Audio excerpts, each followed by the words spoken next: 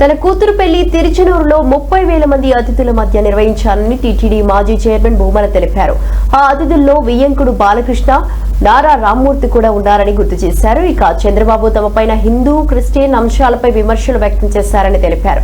ఇక మీ చేతిలో బైబిల్ ఉంది, మరి మీరు హిందువా అని ప్రశ్నించారు.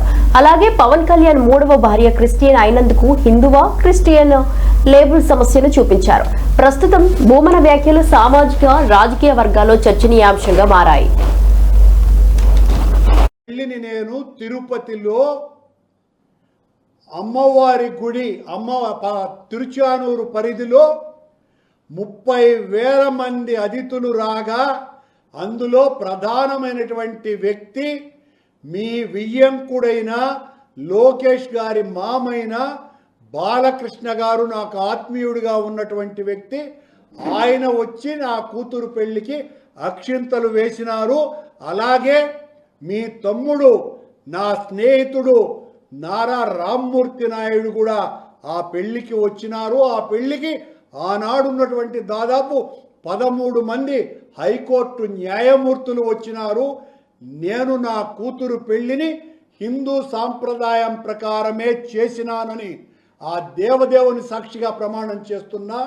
నా వియ్యంకులు చేసినటువంటి పెళ్లికి నేను నా కూతురు తండ్రిగా హాజరైనాను. ఇక్కడేం దాచుకొన్నాను, మీలాగా అబద్ధాలు చెప్పేటువంటి మనిషిని కాదు. నా కూతురు పెళ్లి నేను హిందూ సాంప్రదాయం ప్రకారం ఆలయ ప్రధాన అర్చకుడి దగ్గర నుంచి తిరుమల వేద పారాయణదారులందరూ వచ్చి నా కూతురు అల్లుడిని ఆశీర్వదించినారు దేవదేవుని సాక్షిగా. ఆ పెళ్లిలో వేద మంత్రోచ్చారణల మధ్యన నా కూతురి పెళ్లి జరిపినాను.